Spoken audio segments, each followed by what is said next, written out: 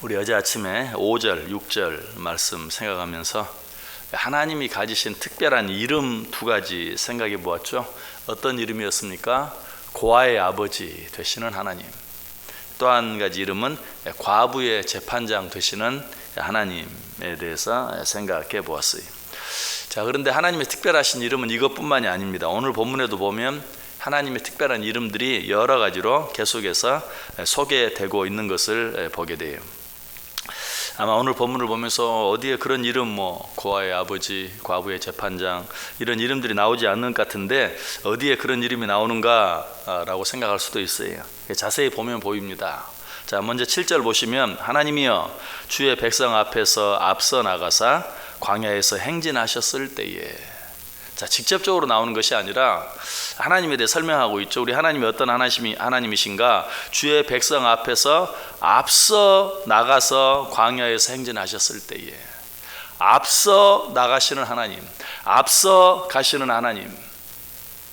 여러분 좀 귀에 익숙하죠? 이 말씀 들었는데 언제 들었지? 바로 지난 주일에 여러분에게 말씀드렸어요. 여호와는 나의 목자시니 여호와 하나님께서 나의 목자 되신다라는 것 말씀드리면서 그 목자 되신 하나님이 우리를 어떻게 인도하시는가, 우리를 앞장서서 인도하신다. 제가 그 말씀을 전할 때만 해도 오늘 이 시편 68편에 또 이 말씀이 나오는 것을 미처 생각하지 못했어요. 그런데 또 반복해서 이거 주일에 분명히 그 말씀 생각해 보았는데 오늘 또 한 번 그 말씀 주시는 것, 또 하나님의 특별한 이유가 있을지도 모르겠어요. 너희는 이 사실을 잊지 말고 기억하라. 오늘 본문에 또 한 번 우리 하나님 어떤 하나님이신가, 우리 앞서 나가서 우리를 인도해 주시는 그런 하나님이시다. 그리고 이제 지난 주일에 몇 가지 예를 들었죠. 하나님이 아브라함이 이삭을 자기 고향 땅에 보내서 자기 아들 아브라함이 자기 종을 고향 땅에 보내서 자기 아들 이삭의 아내감, 자기의 며느리감을 구하게 하시는 그 일. 종이 아니 저보고 어떻게 하라고, 제가 가보지도 않은 곳에 가서 어떻게 제가 아들을 데리고 가는 것도 아니고 요즘처럼 무슨 아들의 사진이 있는 것도 아니고 어떻게 하라고 그러십니까? 그때 아브라함이 뭐라고 말했습니까? 창세기 24장 7절에 그가 그 사자를 너보다 앞서 보내실지라 내가 거기서 내 아들을 위하여 아내를 택할지니라. 염려하지 마라. 하나님이 그 사자를 네 앞서 보내실 것이다. 그래서 정말 모든 일이 기적같이 잘 이루어진 것 우리가 생각해 보았죠. 또 하나님께서 이스라엘 백성들을 출애굽시켜서 약속의 땅에 들여보내실 때에도 아니 우리가 어떻게 그 광야를 지나서 약속의 땅에 들어갈 수 있습니까? 또 뭐라고 말합니까? 내가 사자를 내 앞서 보내어 길에서 너를 보호하여 너를 내가 예비한 곳에 이르게 하겠다. 염려하지 마라. 내가 사자를 내 앞서 보내서 너희 길을 인도하고 또 너희가 갈 곳을 미리 예비하게 하겠다라고 말하고 있었던 것 생각해 보았죠. 약속의 땅 입구까지만 그렇게 했다고 그랬습니까? 아니, 그 약속의 땅 안에까지, 이미 그 약속의 땅에 살고 있는 가나안 7족까지도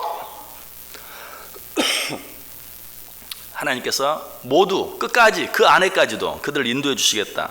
출애굽기 23장 23절에 내 사자가 내 앞서 가서 너를 아모리 사람과 헷 사람과 브리스 사람과 가나안 사람과 히윗 사람과 여부스 사람에게 인도하고 나는 그들을 끊을 것이다. 내가 너희들이 그 안에 들어가서 잘 정착할 때까지 너희들 앞서가서 너희 길을 가로막는 원수들로 내가 다 제하고 너희들로 하여금 그곳에서 편안하게 살 수 있도록 내가 너희와 함께 하겠다라고 말해주는 것 우리가 이미 생각해 보았어요. 그런데 성경에 보면 이런 내용들뿐만 아니라 하나님께서 우리 앞서 가셔서 우리를 인도하시고 우리와 함께 하시는 내용들이 실내들이 너무나 많이 있어요. 자, 지난주에 생각해보지 않은 내용들을 몇 가지 생각해보면 사사기 4장 14절에 드보라가 바락에게 이르되 일어나라 이는 여호와께서 시스라를 내 손에 넘겨주신 날이라 여호와께서 너의 앞서 나가지 아니하시느냐. 이 말씀은 이스라엘의 사사 가운데 하나였던 바락이 가나안 왕 야빈의 군대 장관이었던 시스라와 전쟁을 벌일 때 역시 사사였던 여사사였던 드보라가 바락에게 해준 말이, 이 바락이 가나안 야빈의 군대 장관과 싸우기 위해 다볼산에 올라갔어요. 그래서 그 밑에 진치고 있는 이 가나안 왕 야빈의 군대를 보았더니 철병거가 900승이나 돼요. 그리고 가나안의 모든 군대를 하나도 빼지 아니하고, 오늘 우리말로 하면 육해 공군을 다 동원해서 밑에 진치고 있는 거예요. 천하의 바락이라도 오금이 저릴 수밖에 없었어요. 두려워 떨었어요. 그때 두보라가 이 바락에게 해준 말이, 겁내지 말고 가라. 여호와 하나님께서 시스라를 내 손에 붙였다. 여호와 하나님께서 너의 앞서 가실 것이다 라고 드보라가 바락에게 격려해 주는 그런 내용을 보게 돼요. 실제로 하나님께서 어떻게 하셨습니까? 드보라가 그저 바락을 격려하느라고 그렇게 말하는 것으로 끝났습니까? 아니, 하나님이 정말 그렇게 해주셨어요. 사사기 4장 15절에 나와요. 여호와께서 바락 앞에서 시스라와 그의 모든 병거와 그의 온 군대를 칼날로 혼란에 빠지게 하시매 시스라가 병거에서 내려 걸어서 도망한지라. 한번 생각해 보세요. 철병거 900승, 온 군대가 다 진열해 있고 그 앞에 시스라가 그 군대를 이끄는데 하나님이 그들을 치심으로 말미암아서 결과가 어때요? 시스라가 병거에서 내려 걸어서 도망했다. 그 모습을 머릿속에 한번 상상해 보세요. 그 엄청난 군대를 이끌고 온 왕이 병거에서 내려서 걸어서 도망하는 이런 모습. 누가 그렇게 해주셨어요? 하나님이 그렇게 해주셨어요. 하나님이 친히 앞서 가셔서 먼저 싸워주신 거예요. 그럼 바락은 어떻게 했습니까? 바로 그 다음 절에 보면 사사기 4장 16절, 바락이 그의 병거들과 군대를 추격하여 하로셋 학고임에 이르니 시스라의 온 군대가 다 칼에 엎드러졌고 한 사람도 남은 자가 없었더라. 바락은 그저 앞에서 나가신, 앞서서 싸워주시는 그 하나님 뒤에 쫓아가면서 그냥 그 남아있는 군대 추격하기만 했어요. 다른 한 게 아무것도 없어요. 그렇게 함으로 그 엄청난 전쟁에서 승리할 수 있었다는 것이. 또 한 가지 사건 보면 역대상 14장 15절에 뽕나무 꼭대기에서 걸음 걷는 소리가 들리거든 곧 나가서 싸우라. 너보다 하나님이 앞서 나아가서 블레셋 사람들의 군대를 치리라 하신지라.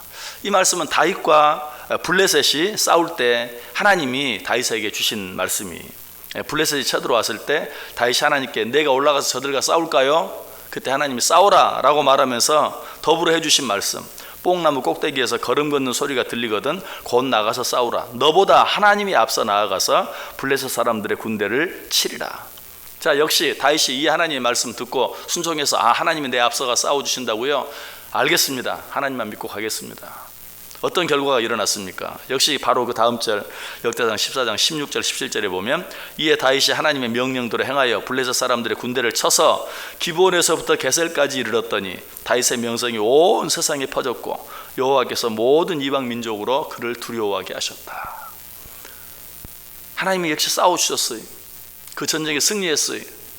그로 말미암아 어때요? 다윗의 명성이 온 세상에 퍼지게 되었다. 뿐만 아니라 온 세상 민족이 다윗을 두려워하게 되었다라고 말하고 있어요. 여러분, 이 세상을 살아가면서 하나님이 항상 내 앞서 가신다는 사실을 믿으시길 바랍니다. 그러면 우리 앞에 놓여진 모든 싸움에서 승리하게 하실 뿐만 아니라 우리의 명성이 온 세상 사람들에게 퍼지게 된다. 무슨 말인가? 저 사람은 정말 하나님을 믿는 사람이고 저 사람은 정말 하나님이 함께하는 사람이다. 저 사람은 정말 하나님이 도와주는 사람이다. 우리가 함부로 하면 안 된다. 함부로 할 수 없는 사람이다. 그렇게 알게 해주신다는 것이, 여러분, 하나님이 우리 앞서 가신다는 사실을 믿으시길 바래요. 그리고 그 하나님의 말씀에 정말 순종하기 어려운 말씀 같아도 하나님이 내게 순종하실 때는 하나님께서 내 앞서 가시면서 내게 말씀하신다는 사실을 믿고 그 모든 말씀 앞에 순종할 수 있어야 돼요.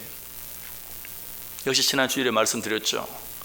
아이들이 수련회 한번 가도 선생님들이 다 미리 답사해보고 우리 아이들이 여기서 수련회 할만하다라고 생각할 때 간다는 거예요.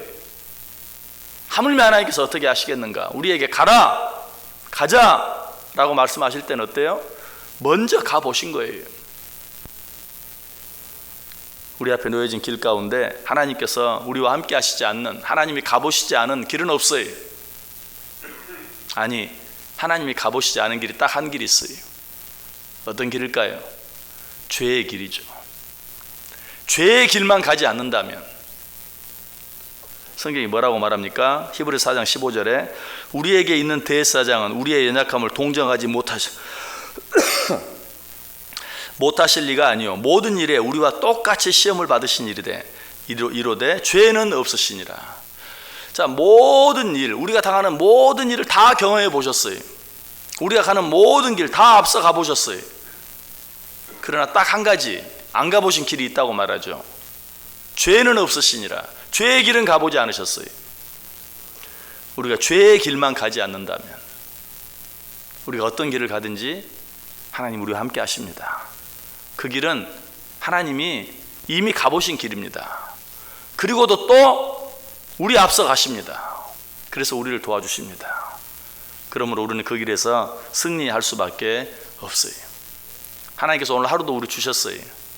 이 하루를 우리에게 주실 때는 어디 한번 살아봐라 하고 주신 게 아니에요. 내가 안다. 이 하루 네가 한 번도 살아보지 않은, 네 일생에 한 번도 살아보지 않은 새날인 것 안다. 그러나 내가 너에게 이 날을 준 것은 오늘 또 내가 내 앞서 가 주시기 위해서, 오늘 또 내가 네 앞서 갈 것이다.